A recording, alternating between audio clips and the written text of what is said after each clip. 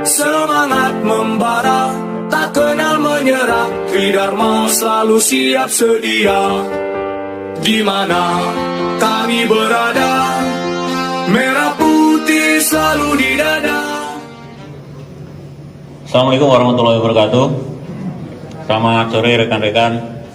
Untuk kesekian kalinya di penghujung Desember ini, kita khususnya Satreskrim Polres Metro Jakarta Pusat telah berhasil mengungkap kasus mafia tanah. Mantan Kades jadi tersangka mafia tanah, 10 orang dibekuk Satreskrim Polres Jakpus.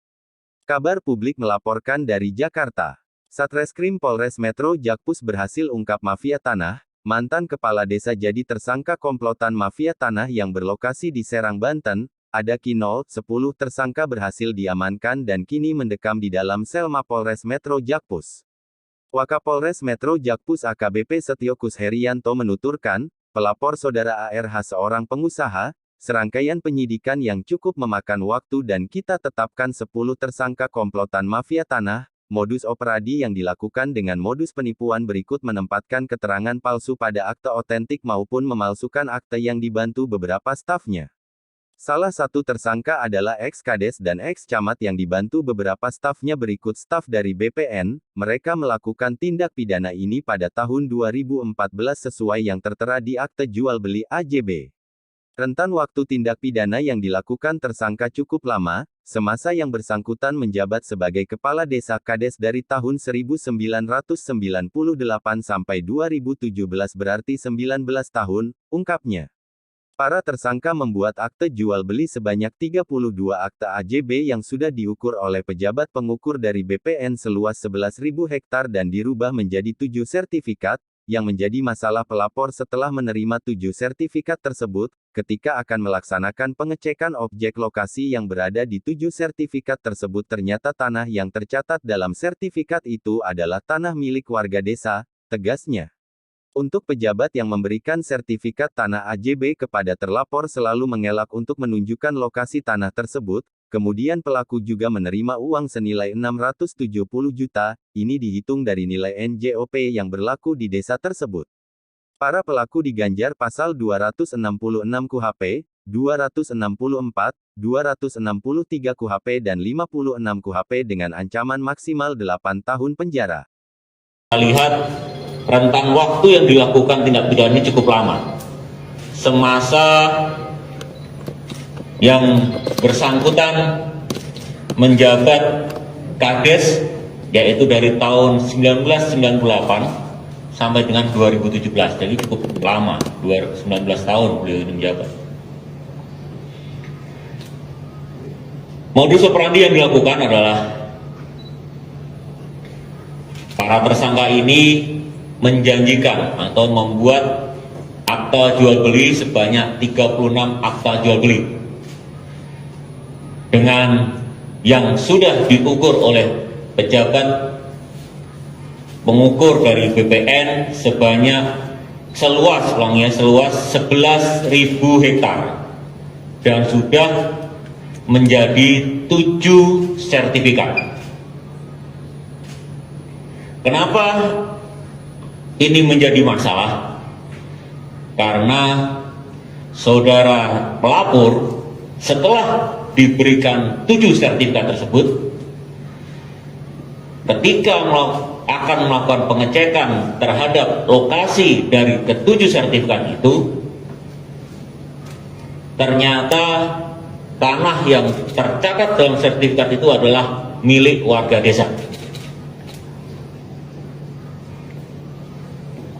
Untuk pejabat yang memberikan sertifikat ataupun menjanjikan ataupun yang memberikan AJB kepada terlapor mengelak, selalu mengelak ketika diajak untuk menunjukkan lokasi tanah tersebut.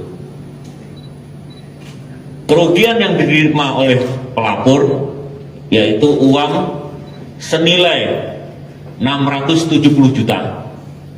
Ini dihitung dari nilai NJOP tanah lokasi di desa tersebut. Jadi pelapor membayar sesuai dengan NJOP harga tanah yang ada di lokasi tersebut. Untuk pasal yang dipersangkakan, ya, pasal dipersangkakan adalah pasal 266 KUHP, 264 KUHP, 263 KUHP, kita juntukan dengan 56 KUHP karena turut serta berbagai macam statusnya tadi, yang ancaman pidana maksimalnya adalah 8 tahun penjara. Ini yang pertama, rekan-rekan. Terima kasih. Kalau ada pertanyaan, silakan.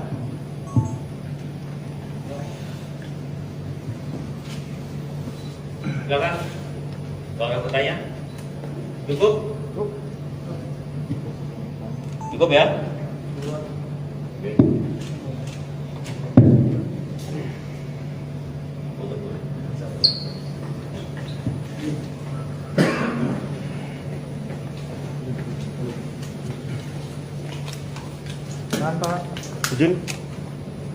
Izin, kemudian 1, 2, 3, 1, 2, 3, 1, 2, 3.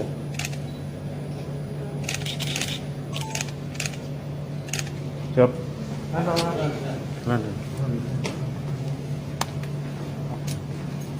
Pak.